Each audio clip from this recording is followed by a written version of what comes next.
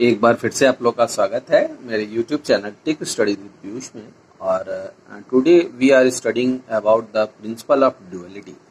So it is the last topic of your chapter Boolean logic. ठीक है, तो ये जो है this topic is the last chapter of your book and last topic of your chapter and we can easily understand the principle of duality. ठीक है, तो what is the principle of duality? It is the very important principle used in Boolean logic. You have already seen it. It is a very important principle used in Boolean logic. This state that the starting with a Boolean relation, another Boolean relation can be derived by. ठीक है, तो with the help of principle of duality, we can also there are some rules which are based on the following topics हो गए। ठीक है, तो the rule number 1 for this principle is the changing each or sign to and sign। ठीक है, तो इसका मतलब क्या हो गया, जो भी जहां भी प्रिंसिपल ऑफ ड्यूअलिटी ये बोलता है कि जहां भी और साइन है तो साइन को हम किस में करेंगे, we can easily change the plus sign into dot sign, या we can say it that we can change और गेट इनटू एंड गेट। ठीक है, तो हम और गेट को एंड गेट में कन्वर्ट करते हैं। सेकेंड रूल बोलता है मतलब जो भी और गेट होगा वी कैन चेंज और gate into and gate, and second rule says that we can change and gate into or gate. That's why it is known as a principle of duality. Duality means कि change करना। ठीक है, अगर हमारा और gate है तो उसको एंड गेट में चेंज करेंगे, अगर हमारा एंड गेट है तो हम उसको किस में चेंज करेंगे, और गेट में चेंज करेंगे। It is known as principle of duality. And the third rule is replacing each 0 by 0, replacing each 0 by 1 and each 1 by 0। यानी जो भी वो होगा, जो भी 0 होगा उसको 1 से, and 1 is also replace by 0 vice versa. यानी इट मीन्स कि 0 चेंज होगा 1 में, यानी 0 change into 1 and 1 change into 0। ठीक है, तो इसी को बोलते हैं प्रिंसिपल ऑफ ड्यूअलिटी। यानी इसमें चेंजिंग होता है। अगर हमारा प्लस है तो और में कन्वर्ट हो जाएगा, अगर और है तो किस में कन्वर्ट हो जाएगा, डॉट एंड में कन्वर्ट हो जाएगा, अगर 1 है तो 0 में कन्वर्ट हो जाएगा, और अगर 0 है तो किस में कन्वर्ट हो जाएगा, 1 में कन्वर्ट हो जाएगा, 1 है तो 0 में कन्वर्ट हो जाएगा। So these are the 3 main steps for principle of duality. We can change each OR gate, OR sign and sign into an AND sign. Second rule is changing each AND gate to an OR gate and replacing each 0 by 1 and 1 by 0। यानी जो भी चीज होगा, plus होगा तो dot में, dot होगा तो प्लस में, 1 होगा तो 0 में, 0 होगा तो 1 में। इस तरह से हम इजिली वे में क्या कर सकते हैं, चेंज कर सकते हैं। ठीक है, तो the derived relation using duality principle is called dual of or original expressions हो गया। For instance we can take postulates released to logical addition which state that 0 plus 0 is equal to 0, 0 plus 1 is equal to 1, 1 plus 0 is equal to 1 and 1 plus 1 is equal to 1। ठीक है, तो इस तरह से इसको बोलते हैं प्रिंसिपल ऑफ ड्यूअलिटी। इसको हम आगे यूज करें। नेक्स्ट, अब ये चैप्टर हमारा टोटली जो है बुलियन लॉजिक खत्म हो गया। अगर आपको जो टॉपिक समझ में नहीं आया होगा, आप मेरे यूट्यूब चैनल से उस टॉपिक को डायरेक्टली बुलियन लॉजिक वाले प्लेलिस्ट में जाएंगे और वहां से डायरेक्टली उसको देख सकते हैं। ठीक है, अब इसमें जो आपका एग्जाम होगा, जो भी एग्जाम जो होने वाला है या जो भी एग्जाम होगा, उसमें क्या होगा कि अब कई तरह के क्वेश्चंस का जो पैटर्न होता है, आपका 70 मार्क्स का पेपर आएगा, कंप्यूटर साइंस का paper, computer science with Python का 70 मार्क्स का पेपर आएगा। और उस 70 मार्क्स में जो मार्क्स का डिस्ट्रीब्यूशन होगा तो उसमें होंगे क्या कि कुछ some more objective questions, some more filling the blanks, some questions are related to true false and some questions are related to descriptive questions. तो इस तरह के कई सारे पैटर्न्स होंगे। तो कुछ क्वेश्चंस हमारे ऑब्जेक्टिव भी होंगे, कुछ क्वेश्चंस डिस्क्रिप्टिव होंगे, कुछ question filling the blanks and true false भी, इस तरह के डिस्ट्रीब्यूशन होगा। ठीक है, तो अब हम कुछ एक्सरसाइज को देखते हैं, कुछ मल्टीपल चॉइस क्वेश्चन या ऑब्जेक्टिव टाइप क्वेश्चंस को हम प्रैक्टिस कर रहे हैं। थोड़ा सा देखें, जो भी हम लोगों ने पढ़ा है बुलियन लॉजिक चैप्टर में, उसका थोड़ा सा क्विक रिवीजन भी हो जाएगा और हमको पता भी चल जाएगा कि किस टाइप के questions asked in a board in our question paper और इन आवर एग्जामिनेशन। ठीक है, तो अब सारे टॉपिक में, चाहे वो आपका फिजिक्स हो, केमिस्ट्री हो, बायो हो, जो है अकाउंट्स हो, बिजनेस हो, सब में जो है इस तरह के क्वेश्चंस, बोर्ड का जो पैटर्न्स है वो बोर्ड का पैटर्न सिलेबस थोड़ा सा बदल गया है। अब बोर्ड में आपका ऑब्जेक्टिव क्वेश्चन भी, डिस्क्रिप्टिव भी और filling the blanks and true false, ये इस तरह के चारों टाइप के क्वेश्चंस आएंगे। पहले क्या होता था, पहले सिर्फ डिस्क्रिप्टिव क्वेश्चंस आते थे, लेकिन अब वो पैटर्न चेंज हो गया है। Objective, multiple choice questions, filling the blanks and true false भी आ रहे हैं क्वेश्चन। ठीक है, तो इसी मल्टीपल चॉइस क्वेश्चंस में, ऑब्जेक्टिव क्वेश्चंस में हम we are going to study about some multiple choice questions. First question is, according to Boolean laws 1a + 1 = what. ठीक है, तो अब ये पूछ रहा है a + 1 = व्हाट, यानी a + 1 = क्या होगा। ठीक है, तो अब इसके पहले हम लोगों ने देखा था, हम लोग we have already seen that कि 1 + a, यानी हम लोग याद करिए आप लोग, प्रॉपर्टीज ऑफ 0 and 1। इसके पहले जो रूल हम लोगों ने पढ़ा था, properties of 0 and 1, properties of 0 and 1। अब इसमें क्या होता था, इसमें होता था कि 1 + 0 = 1 होता था, ये रूल था। 1 + 0 = क्या होता था, 1 होता था, और या 1.0 = क्या होता था, 0 होता था। क्योंकि हम एंड के केस में जान रहे हैं, एक भी कंडीशन फॉल्स हो गया तो सारा रिजल्ट फॉल्स हो जाता था। इसी तरह से अगर 1 + 0 = 1 होता था, 1.0 भी क्या होता था, 1 होता था। इसी तरह से अब इसमें हमने, या इसको इस तरह भी कर सकते हैं, x + 0 = x, और x.0 क्या होता था, 0 होता था। ये इसका फॉर्मूला बन गया। ठीक है, इसको बोलते हैं प्रॉपर्टीज ऑफ 0। इसी तरह से प्रॉपर्टीज ऑफ 0 and 1 है। अब इसी तरह से x + 1 = भी क्या होगा, 1 होगा। ये प्रॉपर्टीज ऑफ 1 है, और x.1 क्या हो जाएगा, x हो जाएगा। क्योंकि यहाँ पे 1 दोनों में आ रहा है, तो ये प्रॉपर्टीज ऑफ 1 है, यहाँ पे दोनों में 0 है, तो प्रॉपर्टीज ऑफ 0। तो अब प्रॉपर्टीज ऑफ 1 और 0 में, बुलियन लॉजिक में, बुलियन अलजेब्रा में हम लोगों ने ये रूल पढ़ा था। उस रूल के हिसाब से, उस रूल के अकॉर्डिंगली, जो according the Boolean laws, the Boolean laws state that 1 + 1 a + 1 = 1 होगा। क्योंकि a की वैल्यू अगर 0 होगी तभी भी हमारा 1 होगा, और a की वैल्यू अगर 1 होगी तभी भी हमारा 1 आएगा, क्योंकि प्लस साइन है, और प्लस साइन में हम लोग जानते हैं कि अगर ये कंडीशन ट्रू हो गया तो हमारा कंडीशन क्या होता है, ट्रू होता है। So by this law the option A is correct option. ठीक, second question, according to Boolean laws a + 0 = what. Same वही प्रॉपर्टीज एंड 0 and 1। तो we have already know that if the value of 0 = तो 0 + 0 और के case में 0 आएगा, और अगर सपोज करिए अगर a की वैल्यू 1 है तो 1 + 0 = क्या हो जाएगा, 1 हो जाएगा। तो it is totally depend upon a, the value of a। The correct answer is b। इसका करेक्ट आंसर क्या है, b है। ये करेक्ट आंसर इसका b हो गया। इसी तरह से according to Boolean laws a.1। ठीक है, अब देखिए यहाँ पे डॉट लग गया, ये भी प्रॉपर्टीज ऑफ 1 का है, क्योंकि a है तो a.1, यानी a की वैल्यू अगर 0 होगी तो ये 1 है तभी भी 0 आएगा, और a की वैल्यू 1 होगी तो हमारा रिजल्ट क्या आएगा, 1 आएगा। यानी a के ऊपर वैल्यू डिपेंड है, यानी इसका answer, correct answer is b। यानी इसका भी करेक्ट जो आंसर है that is b question, b है वह। ठीक है, fourth question, according to Boolean laws a.0 = same वही चीज।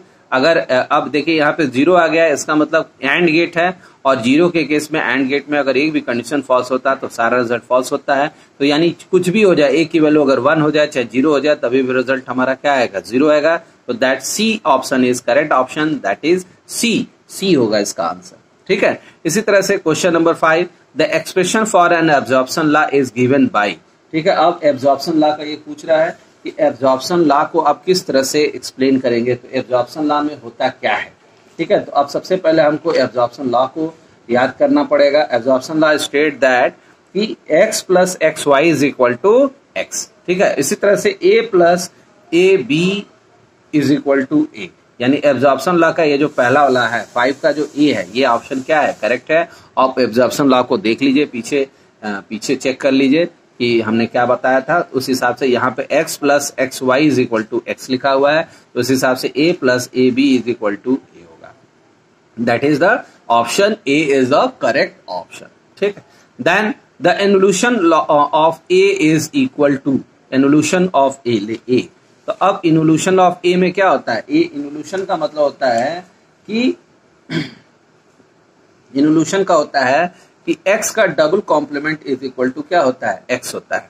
इन्वोल्यूशन लॉ आप देख भी लीजिए, आप देखिए इन्वोल्यूशन लॉ में हम लोगों ने पढ़ा था कि x का double complement is equal to क्या होता है, x होता है। तो x को अगर हम पास कर रहे हैं, फिर x को नॉट से पास किया तो x का कॉम्प्लीमेंट मिला, x का कॉम्प्लीमेंट फिर पास हुआ तो x का डबल कॉम्प्लीमेंट हुआ, दोनों कट गया यानी x हो गया। तो अब ये कह रहा है कि according to in involution law of a is equal to, तो अब a की वैल्यू किसके इक्वल होगी, तो a is involution of a, यानी अगर हम a गेट को हम पास करते हैं इन्वोल्यूशन लॉ में, तो यानी ये इज इक्वल टू क्या होता है, a ही होगा। यानी जब हम यहाँ पे देखिए, जैसे यहाँ पे x पास कर रहे हैं तो x इज इक्वल टू, यानी x के आप a लिखेंगे तो a इज, जब हम पास करेंगे इन्वोल्यूशन के थ्रू तो a का कॉम्प्लीमेंट होगा और a का कॉम्प्लीमेंट फिर पास होगा नॉट से, तो a का डबल कॉम्प्लीमेंट दोनों कट गया यानी x आ गया, यानी x की वैल्यू x आ गई, यानी a की वैल्यू इन्वोल्यूशन लॉ में a ही आएगी। तो इसका ए ऑप्शन करेक्ट ऑप्शन है, तो दैट इज ए। ठीक, 6th question. Then 7th, if an input A is given to an inverter gate the output will be. अब देखिए सेम चीज वही है, तो अब अगर हमने ए को पास किया है इन्वर्टर गेट से, तो ए को अगर हम इन्वर्टर गेट से पास करेंगे तो क्या इसका आउटपुट आएगा। तो हम जान रहे हैं कि एक इन्वर्टर गेट मीन्स क्या होता है, नॉट होता है। तो अगर हम ए को हम नॉट से पास करते हैं, अगर हमने ए को नॉट से पास किया,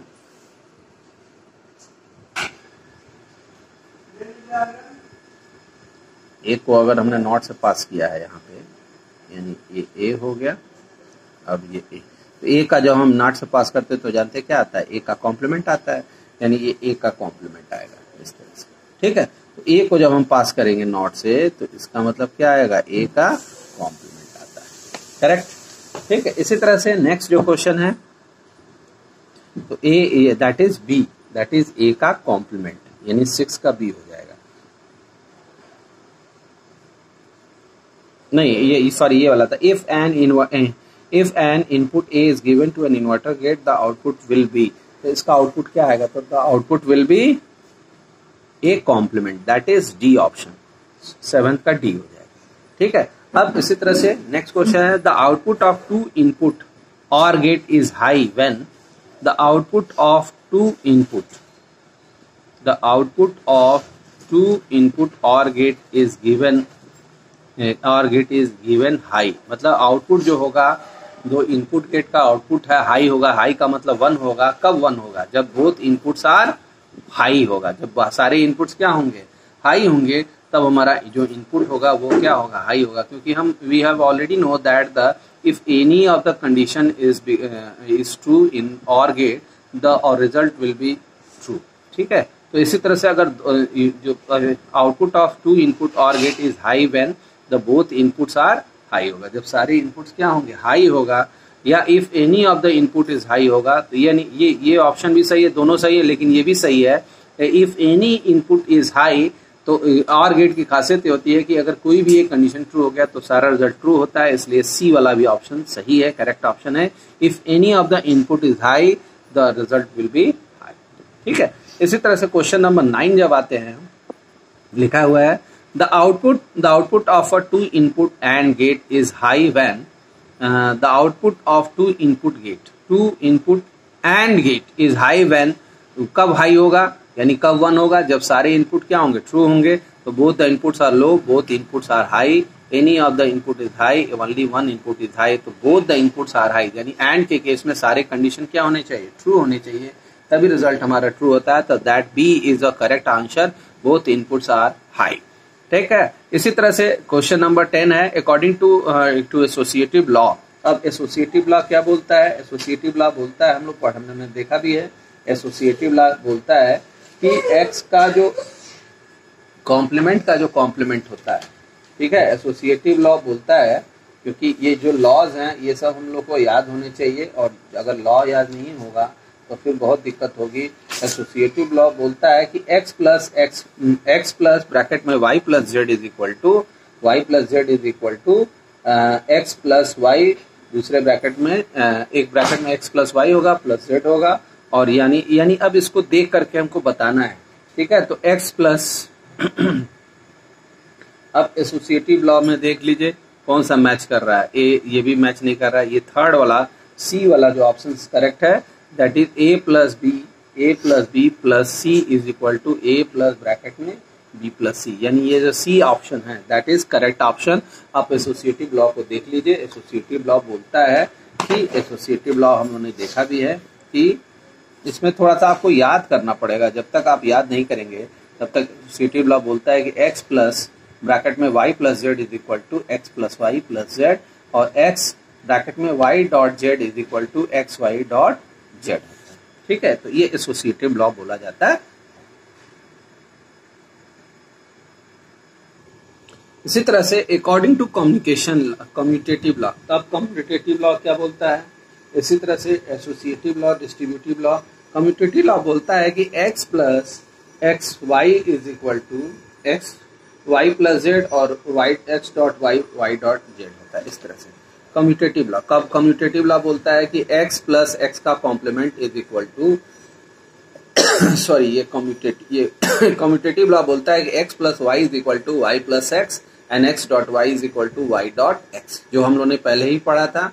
x plus Y is equal to Y plus X and x dot Y is equal to Y dot X, ठीक। अब इस कम्यूटेटिव लॉ को हमको देखना है। तो अब कम्यूटेटिव लॉ में जब हम लोग देख रहे हैं यहाँ पे, तो अब अकॉर्डिंग टू कम्यूटेटिव लॉ क्या हो गया? x plus Y is equal to x plus Y is equal to Y plus X, यानी वही सेम चीज और गेट के साथ a dot B is equal to B dot A, यानी 11th का क्या होगा? ए वाला ऑप्शन करेक्ट है, ठीक है। इसी तरह से according to the distributive law, अब डिस्ट्रीब्यूटिव लॉ क्या बोलता है? डिस्ट्रीब्यूटिव लॉ बोलता है कि मतलब आपको सारे लॉज याद होने चाहिए, फिर उसी हिसाब से होगा। अब देखिए डिस्ट्रीब्यूटिव लॉ क्या बोलता है?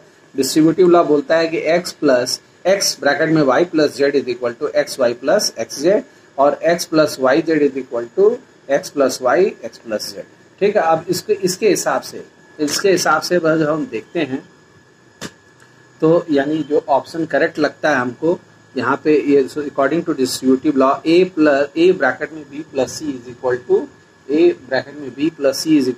ए बी प्लस क्या हो जाएगा? ए सी हो जाएगा। तो a b plus a c that is B, यानी बी वाला ऑप्शन सही है, यानी इसका जो आंसर करेक्ट आंसर होगा दैट इज बी। तो यानी ये बी वाला ऑप्शन इसका करेक्ट लग रहा है, ठीक है। अब देखो, आप देखो भी, तो ए का बी में मल्टीप्लाई कर दो तो ए डॉट बी हो गया, और ए का सी में मल्टीप्लिकेशन होगा तो ए डॉट सी हो गया, तो a b plus a c हो जाएगा, ठीक है। इसी तरह से 13 पे जब हम देखेंगे, according to De Morgan's law the complement of a product of a variable is equal to. अब डी मॉर्गन्स लॉ क्या बोलता है? कि डी मॉर्गन्स लॉ बोलता है x प्लस वाई का whole complement is equal to x complement dot y complement, and x second law बोलता है x डॉट वाई का whole complement is equal to x complement plus y complement होता है, ठीक है। तो according to De Morgan's law complement of product of variable is equal to, complement होता है कॉम्प्लीमेंट ऑफ प्रोडक्ट का मतलब क्या हो गया? मल्टीप्लिकेशन, यानी एंड गेट। तो x डॉट वाई का whole complement is equal to x complement x, तो यानी इसका जो आंसर होगा, यानी ये बी वाला होगा, the sum of the complement. तो यानी हम लोग जानते भी हैं कि डी मॉर्गन्स लॉ में ये जो क्वेश्चन पूछ रहा है, वो पूछ रहा है कि according to De Morgan's law the complement of a product of variables, यानी अब डी मॉर्गन्स लॉ हम लोग देखते हैं, हम लोग जान भी रहे हैं, डी मॉर्गन्स लॉ के बारे में भी जान रहे हैं। तो हम लोग ने डी मॉर्गन्स लॉ में देखा था, फर्स्ट लॉ में x प्लस वाई का whole complement is equal to x complement dot Y complement, और x डॉट वाई का होल कॉम्प्लीमेंट। अब यहाँ पे जो क्वेश्चन पूछ रहा है, देखिए इस क्वेश्चन में क्या पूछ रहा है? According to De Morgan's law the complement of product, De Morgan's law the complement of product of a variable is equal to. तो यह कॉम्प्लीमेंट ऑफ प्रोडक्ट यानी कॉम्प्लीमेंट लॉ ऑफ प्रोडक्ट यानी एक्स डॉट वाई के बारे में कह रहा है कि एक्स डॉट कॉम्प्लीमेंट मतलब होल कॉम्प्लीमेंट है ऑफ प्रोडक्ट हो गया। ठीक है, तो इसका जो करेक्ट आंसर है that is B, the sum of the complement होगा, the sum of the complement होगा, इस तरह से। ठीक है, तो इस तरह से आप एक एक क्वेश्चन जब तक इसका पूरा अच्छे से आप याद नहीं करेंगे, इसको एक एक क्वेश्चंस को आपको देखेंगे नहीं, तब तक समझ में नहीं आएगा। इसको आपको पूरा याद करना पड़ेगा, सारी चीजें आप याद कर लीजिए। ठीक है, इसी तरह से which of the following is an universal, यानी 13 का बी वाला क्वेश्चन सही है। इसी तरह से which of the following is an universal logic gate. अब हमने बताया था यूनिवर्सल लॉजिक गेट किसको बोलते हैं। यूनिवर्सल लॉजिक गेट के बारे में क्या होता है, यूनिवर्सल का मतलब क्या पड़ा, तो हम लोग जानते हैं कि यूनिवर्सल का मतलब क्या होता है कि ऐसे गेट्स जिनकी हेल्प से हम कोई भी सर्किट को डिजाइन कर सकते हैं, कोई भी सर्किट को बना सकते हैं। This type of gate is known as universal gate. तो नैंड एंड नॉर गेट होता है, नैंड एंड नॉर यानी जो सी वाला ऑप्शन है, नैंड एंड नॉर जो गेट होता है that this gate is universal gate, यानी ये जो दोनों गेट होते हैं ये यूनिवर्सल गेट होते हैं। इनकी हेल्प से आप कोई भी सर्किट को क्या कर सकते हैं, बना सकते हैं। आप नैंड और नॉर यूज करके नॉट भी बना सकते हैं, आप नैंड और नॉर यूज करके एंड भी बना सकते हैं, नैंड और नॉर यूज करके आप और भी बना सकते हैं, नैंड और नॉर यूज करके एक्सक्लूसिव और भी बना सकते हैं, और एक्सक्लूसिव नॉर भी बना सकते हैं with the help of these two gates. तो NAND and NOR gate is known as universal gate, इसीलिए इसको बोला जाता है universal gate, because we can design any gate with the help of these two gates. या हम इसको अकेले ही नैंड को यूज करके हम कोई भी गेट बना सकते हैं, या नॉर को यूज करके भी कोई भी गेट डिजाइन कर सकते हैं। So by this reason these gates are known as universal gate, इसलिए इसको यूनिवर्सल गेट बोला जाता है। ठीक है, अब देखिए 15 वाला जो क्वेश्चन है, 15 वाला जो क्वेश्चन है, the logic gates that provide high output for the same input for all variables in two variables टू टेबल, यानी कह रहा है कि कौन सा ऐसा the logic gate provide the high output, high का मतलब हो गया 1 आउटपुट, यानी 1 देगा, ट्रू देगा, output for same input for all variables हो गया, इन 2 वेरिएबल्स हो गया। तो यानी कौन सा ऐसा गेट है जो रिजल्ट ट्रू देगा किसी भी, तो यानी इसका जो आंसर है that is XNOR gate. XNOR gate जो होता है ये it produces 1 output 1 for same input for all the input 2 variables in truth table होता है। ठीक है, तो अब एक्सक्लूसिव नॉर का आप देख लीजिए, गेट एक्सक्लूसिव नॉर का ट्रूथ टेबल आप देख लीजिए। क्योंकि अब एक्सक्लूसिव नॉर जो होता है, नॉर का जो ट्रूथ टेबल होगा 2 इनपुट का, तो यानी वो ट्रूथ टेबल 1 देता है, यानी इसका मतलब क्या हो गया, कब वो 1 देगा। तो अब देखिए ये नॉर गेट का ट्रूथ टेबल है, यानी जब इवन नंबर ऑफ वंस होंगे, यानी इवन नंबर ऑफ वंस है तो ये 1 दे रहा है। ठीक है, और ऑड नंबर ऑफ वंस है तो ये 0 दे रहा है। तो यानी जब ये 1 तभी देगा जब सारे इनपुट्स क्या होंगे, या तो 1 होंगे तब ये इनपुट देगा। ठीक है, इस तरह से। नेक्स्ट जो क्वेश्चन है 16 जो क्वेश्चन है, which gate produces 0 when all the inputs are high. ठीक है, तो ये इसका उल्टा हो जाता है, नैंड एक्स नॉर होगा तो ये नॉर गेट हो जाएगा। ठीक है, ये कह रहा है कि कब कौन सा गेट ऐसा है जो, हाँ सॉरी गलत हो गया, which gate produces 0 when all the inputs are high, मतलब कौन सा ऐसा गेट है जब सारे इनपुट 1 होते हैं, हाई होते हैं, तब ये रिजल्ट 0 देता है। तो हम जानते हैं कि कौन सा ऐसा गेट है। अब आप सोचिए, दिमाग दौड़ाइए, आपके पास कौन सा ऐसा गेट है जिसमें सारे इनपुट 0 होने पे 1 मिलता है हमको। तो हम लोग जानते हैं बहुत सारे ऐसे गेट्स हैं, बहुत एक ही गेट है जो जिसको सारे इनपुट 1 होने पे वो सारे इनपुट 0 होने पे हमारा रिजल्ट जो है वो 1 आता है। तो सारे इनपुट 0 होने पे भी रिजल्ट 1 आता है, दैट इज कौन सा ऐसा गेट है। तो इसका ये गेट हम लोग देख रहे हैं, यहाँ पे देख रहे हैं ना, सारे इनपुट 0 है तभी भी रिजल्ट हमारा क्या आ रहा है, 1 आ रहा है। तो that gate is NAND gate, यानी इसमें क्या होता है, दोनों अगर 0 है तभी भी रिजल्ट हमारा क्या आता है, 1 आता है। यानी दैट कौन सा गेट है, तो ये कौन सा गेट है, तो दैट इज नैंड गेट। यानी 17 का जो है, सॉरी कौन सा हम लोग पढ़ रहे थे, ये 16 पढ़ रहे थे, 16 का जो आंसर है that is NAND gate. Which gate produces 0 produces 1 even all inputs are high.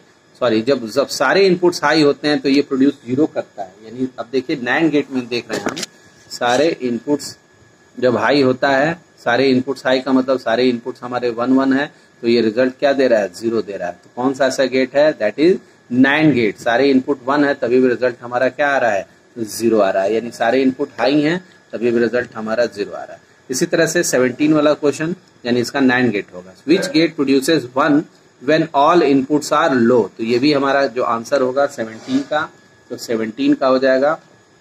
कह रहा है कि विच गेट प्रोड्यूसेस 1, कौन सा ऐसा गेट है जो 1 प्रोड्यूस करता है when all inputs are low. All inputs are low, तो यानी 1 का कौन सा प्रोड्यूस करता है। तो इसमें भी वही चीज है,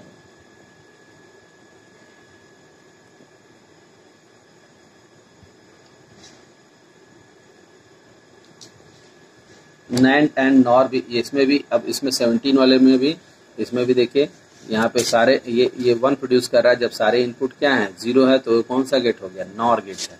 तो इसका आंसर क्या है, 17 का D NOR गेट है। NOR गेट में जो सारे इनपुट हो रहे हैं, और ये भी इसका सही है क्योंकि NAND गेट में भी ये चीजें होती है। ठीक है, इसी तरह से 18 जो क्वेश्चन है, 18 है gate NAND can be simplified as and followed by OR gate, and followed by NOT gate, not followed by AND gate, and OR followed by AND gate। ठीक है, तो अब हम लोग जानते हैं कि NAND है, यानी ये NOT लगा है किसके साथ, AND के साथ लगा हुआ है, AND के साथ NOT लगा है। तो इसका मतलब क्या होता है, जब हम इसका सर्किट डायग्राम बनाते हैं तो सबसे पहले AND गेट बनाते हैं और उसके आगे फिर हम और NOT लगाते हैं, यानी AND followed by क्या होगा, NOT गेट होगा। यानी ये जो इसका आंसर है दैट इज बी वाला आंसर इसका करेक्ट आंसर है, AND followed by NOT gate. अब हम लोग देखेंगे भी, हम लोग जब एंड गेट की खासियत देखेंगे एंड NAND गेट की, तो हम लोग ने देखा भी था, हम लोग ने जब पढ़ा था इसको तो हम लोग ने देखा भी था इसका डायग्राम, जो सर्किट डायग्राम था, तो सर्किट डायग्राम कुछ इस तरह के था। ठीक है, अब देखिए, अब आप देखिए यहाँ पे A और B है, एंड गेट है AND gate is followed by NOT gate. ठीक है, तो यानी ये A और B इनपुट हो रहा है, तो इसका जो AND गेट का जो आउटपुट आ रहा है दैट आ रहा है A डॉट B। अब इस गेट को जब हम नॉट से ट्रांसफर कर रहे हैं तो हमको मिल रहा है A डॉट B का कॉम्प्लीमेंट। अब देखिए A डॉट B का कॉम्प्लीमेंट क्यों आया, क्योंकि हम जान रहे हैं कि नॉट गेट की खासियत होती है सिंगल इनपुट सिंगल आउटपुट। तो A और B जब एक साथ इसमें पास हो रहा है तो यानी जो आउटपुट आएगा वो भी एक साथ आएगा, तो A डॉट B का कॉम्प्लीमेंट आ जाएगा। ठीक है, तो इस तरह से इस NAND गेट जो होता है, AND गेट फॉलोडेड बाय क्या होता है, नॉट गेट होता है, AND gate followed by NOT gate. इसी तरह से नेक्स्ट जो क्वेश्चन है 19 क्वेश्चन है, 19 वाला है the gate XNOR can be simplify as. अब XNOR है, XNOR की खासियत क्या होती है, तो XNOR followed by OR gate. अब यानी एक्सक्लूसिव NOR गेट है, यानी एक्सक्लूसिव भी है, नॉट भी लगा है और भी लगा है, तो एक्सक्लूसिव और फॉलोडेड बाय नॉट होता है, यानी इसका जो आंसर होगा दैट इज बी होगा। नॉट फॉलोडेड बाय एक्सा नहीं होता, पहले मेन गेट होता है, उसके बाद जो है इन्वर्टर गेट इसके साथ लगाया जाता है। ठीक है, तो एक्सक्लूसिव जब और गेट का हम लोग देखते हैं डायग्राम, तो एक्सक्लूसिव नॉर गेट का जब उन्होंने डायग्राम देखा था तो हम लोग जान भी रहते हैं कि एक्सक्लूसिव जो नॉर गेट है उसका जो डायग्राम है वो इस तरह से है। ठीक है, ये इस तरह से है। तो अब देखिए एक्सक्लूसिव और हमने बनाया, एक्सक्लूसिव और बनाया और एक्सक्लूसिव और के साथ हमने नॉट लगा दिया, तो ये एक्सक्लूसिव नॉर गेट हो गया। तो XNOR can be simplified as this one. ठीक है, इसी तरह से लास्ट 20 जो क्वेश्चन आ रहा है 20 that is AND gate and NAND can not implement gate. ठीक है, NAND गेट जो है किसको इम्प्लीमेंट नहीं कर सकता है, तो हम जानते हैं कि NAND and NOR gate is a known as universal gate and with the help of this gate we can design any gates. ठीक है, तो अब इसका NAND कौन सा गेट ये नहीं यूज कर सकता है, NAND नॉट और OR, तो इसका आंसर क्या होगा, नन ऑफ दीज होगा, क्योंकि ये NAND और NOR गेट की हेल्प से हम कोई भी सर्किट को, डायग्राम को, कोई भी गेट को डिजाइन कर सकते हैं, तो इसका आंसर होगा none of these, that is D. ठीक है, तो आज इतना ही रहने दिया जाए। और आज का जो वीडियो आपको पसंद आया होगा तो सब्सक्राइब और लाइक जरूर करिएगा। बेटा आप लोग प्रैक्टिस करते रहिए, जो भी बुलियन लॉजिक हम लोगों ने पढ़ाया है सारा रूल्स इसको याद कर लीजिए। और इसके प्रीवियस चैप्टर में डेटा रिप्रेजेंटेशन में जो भी चीजें हमने पढ़ाई हैं, कन्वर्जन पढ़ाया है, वो भी आप उसको जरूर देख लीजिए। और इम्पोर्टेंट आपका एग्जाम बहुत इंपॉर्टेंट है और इसमें नंबर आप फर्स्ट एग्जाम से ही जो नंबर पिकअप करेंगे वो सारा नंबर आपके आगे रिफ्लेक्ट होता रहेगा। आपको एक बराबर मेहनत करने की जरूरत रहेगी। और इस तरह से अगर इसमें कम मेहनत करेंगे तो आगे वाले नंबर्स में आगे सिलेबस भी ज़्यादा हो जाएगा और आपको कवर करने में भी बहुत दिक्कत होगी। इसलिए आप जो है हमारा वीडियो देखते रहिए, सब्सक्राइब जरूर करिए और आप जो भी आपके दोस्त हो आप उनको भी बताते रहिए। Thank you.